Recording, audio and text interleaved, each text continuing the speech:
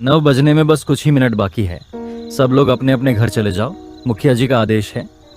यह बच्चा इतनी रात में कहाँ घूम रहा है, अभी इसकी अकल ठिकाने लगाता हूँ। ए बच्चे, तुझे पता नहीं क्या, इस गांव में 9 बजे से पहले सब लोग अपना घर बंद कर लेते हैं। तू यहाँ कहाँ घूम रहा है? चल जा यहाँ से और अपनी माँ को बोलना कि घर में थोड़ा भी पानी ना रखें। चल जल्दी भाग यहाँ से।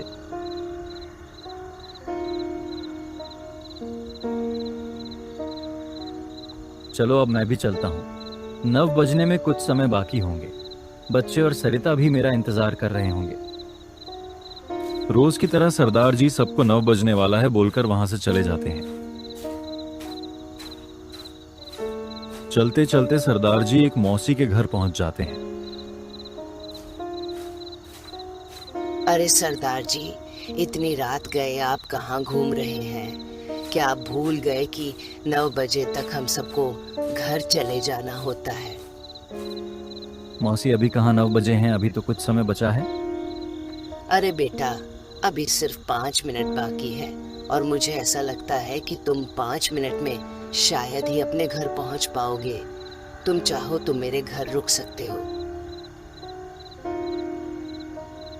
चलो बेटा, अच्छा हुआ तुम आज यहीं पर रुक गए। मौसी ऐसा क्या हुआ था कि मुखिया मुझे हर रोज फोन करता है और मुझे बोलता है कि देखना 9 बजे के बाद कोई बाहर ना रहे। तुम सुनना चाहते हो तो सुनो बेटा। अरे नहीं मौसी, मैं तो भूल ही गया। सरिता और बच्चे मेरा बाहर इंतजार कर रहे होंगे। पता नहीं सरिता ने पानी फेंका भी होगा या नहीं। हे भगवान, अब मैं उसे कैसे बताऊं कि 9 बजने वाला है। अरे बेटा, तुम चिंता मत करो। यह लो मेरा फोन और अपनी पत्नी को फोन लगाकर बोल दो, अभी भी 1 या 2 मिनट बचे हुए हैं। हेलो सरिता, तुम फटाफट दरवाजा बंद कर लो और घर का सारा पानी फेंक दो। मैं आज घर नहीं आऊंगा। मैं एक मौसी के यहाँ पर रुका हुआ हूँ। आप चिंता मत करिए जी, मैंने घर का सारा पानी फेंक दिया है और बच्चों को अंदर बुला लिया है। बस मैं आपका इंतजार कर रही थी। सरिता, तुम मेरा इंतजार मत करो, मैं आज नहीं आऊंगा। और हाँ, अगर कोई मेरे आवाज में तुमसे बात करें तो दरवाजा मत खोलना, क्योंकि 9 बजे के बाद इस गांव में कुछ भी हो सकता है। कुछ भी हो जाए, तुम दरवाजा मत खोलना। ठीक है जी, बस समझ गई हूँ। 1 साल से हम रोज पानी फेंकते हैं, दरवाजा बंद करते हैं, लेकिन आज तक कुछ हुआ नहीं है। सरिता, कुछ भी हो सकता है, आज नहीं तो कल, इसलिए हमें सावधानी रखनी चाहिए। चलो अब तुम सो जाओ और दरवाजा मत खोलना, चाहे कुछ भी हो। चलो सरिता, अब मैं फ़ोन रखता हूँ। अच्छा हुआ मौसी आपके पास फ़ोन है, वरना सरिता अभी तक मेरा इंतज़ार कर रही होती। अच्छा मौसी, आप मुझे कुछ बोल रही थी। तुम्हें जानना है कि इस गांव ऐसा क्या हुआ था, तो अब सुनो। एक दिन हमारे गांव एक बंजारन आई, लेकिन जहां पर वह खड़ी थी अचानक से एक सांप उसे डस लिया। उस बंजारन ने गांव वालों को आवाज लगाई, लेकिन तभी अचानक जहर फैलने लगा और वह वहां पर गिर गई।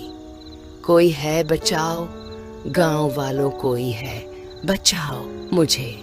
उस बंजारन की आवाज आजू बाजू वाले सब लोग सुन लेते हैं। तभी एक औरत भागती हुई आती है और उस बंजारन के पास बैठ जाती है। थोड़ी देर में एक आदमी भी वहां आता है और मैं भी वहां पहुंच जाती हूँ। अरे ये लड़की यहाँ क्यों पड़ी है, जरा कोई इसका सिर सहलाओ, शायद उठ जाए। तभी वहां पर मुखिया जी भी आ जाते हैं। अचानक से वह लड़की को भी होश आ जाता है। कृपया कोई मुझे पानी दो, मुझे प्यास लगी है।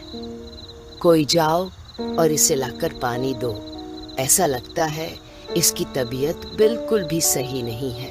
खबरदार, अगर किसी ने भी इस बंजारन को पानी दिया, मैं उसे गांव से निकाल दूंगा और उसके घर का दाना पानी भी बंद करवा दूंगा। मुखिया जी, लगता है इसे सांप ने काट लिया है, इसलिए यह बंजारन बेहोश पड़ी हुई है। वह देखिए, उसके पैर में सांप ने डस लिया है। मुखिया जी, आपके पीछे ही तालाब का पानी है, कृपया वहाँ से दे दीजिए। कहाँ है पानी? मुझे कोई पानी नहीं दिख रहा, और अच्छा होगा कि तुम्हें भी कोई पानी नहीं दिखे। अगर किसी ने भी इसे पानी दिया तो वह अपने जान से हाथ धो लेगा। मुखिया, अगर मैं मर गई तो 9 बजे के बाद अगर किसी ने भी इस गांव में पानी पिया या उसे अपने घर में भी रखा तो मेरी आत्मा उसे जान से मार देगी। बंजारन इतना बोल ही रही होती है कि तभी जहर का असर उसके दिमाग पर चढ़ जाता है और वह बंजारन मर जाती है। बस तभी से हम सब लोगों को रात के 9 बजते ही सारा का सारा पानी फेंक देना पड़ता है और दरवाजे बंद कर लेने होते हैं। ये मुखिया खुद तो फंसा है, साथ में हमें भी फंसा कर रखा है। मौसी, क्या जरूरत थी एक इंसान की जान लेने की? चल बेटा, छोड़ इन सब बातों को। मुझे तो नींद आ रही है, मैं तो सोने जा रही हूँ। तुझे भी सोना है तो सो जाना।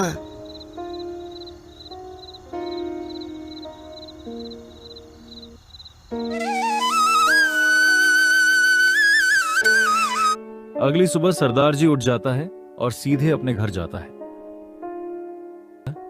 एक दिन मुखिया चौराहे पर सब गांव वालों को बुलाता है। सुनो गांव वालों, आज अमावस्या की रात है।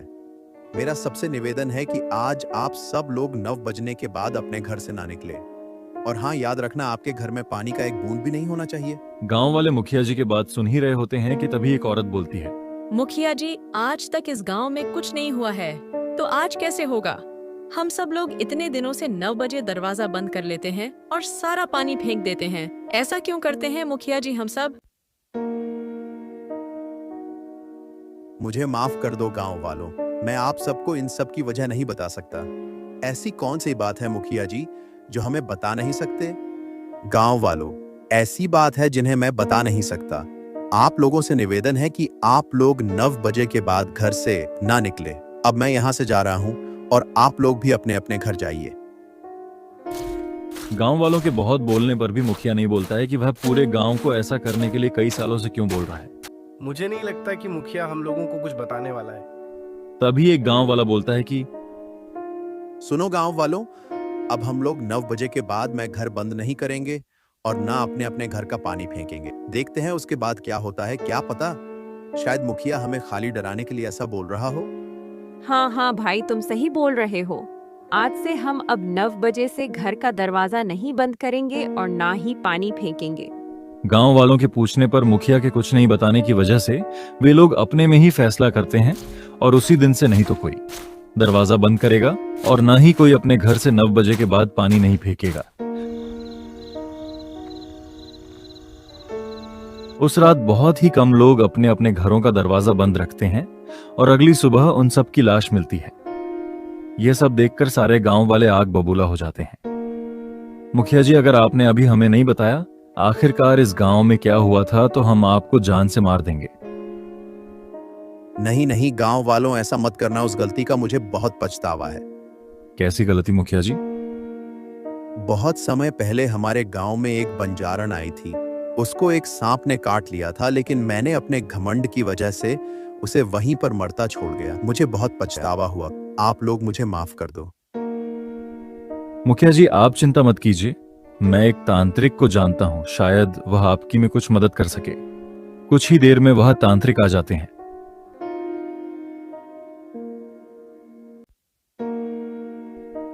गुरुजी, आप तो सब जानते ही हैं गांव में क्या हुआ है, कृपया हमारी मदद कीजिए। सुनो गांव वालों, डरने की कोई जरूरत नहीं है। हमें आज 4 बजे एक पूजा शुरू करनी होगी। तब तक आप लोग मैं जो कहता हूं उसकी तैयारी कर लीजिए। तांत्रिक के कहने के अनुसार गांव वाले जल्दी जल्दी सब तैयारी कर लेते हैं। फिर कुछ ही देर में 4 बज जाता है और वह तांत्रिक हवन कुंड के पास बैठ जाता है। तांत्रिक के मंत्र पढ़ते ही वहां बंजारन प्रकट हो जाती है। मैं किसी को नहीं छोड़ूंगी, किसी को भी नहीं। इतना सुनते हैं तांत्रिक समझ जाते हैं कि यह चुड़ैल अब सुनने वाली नहीं है, इसे खत्म ही करना होगा। सुनो मुखिया, इस बार तुम बच गए। अगर अगली बार तुमने किसी भी इंसान के साथ ऐसा किया तो मैं क्या, तुम्हें कोई भी नहीं बचा पाएगा। आपका कोटि कोटि धन्यवाद बाबा। अगर आप नहीं होते तो हमारा पूरा गांव खत्म ही हो जाता। अब मैं आपसे वादा करता हूं, कोई भी इस गांव में किसी भी इंसान के साथ अत्याचार नहीं करेगा।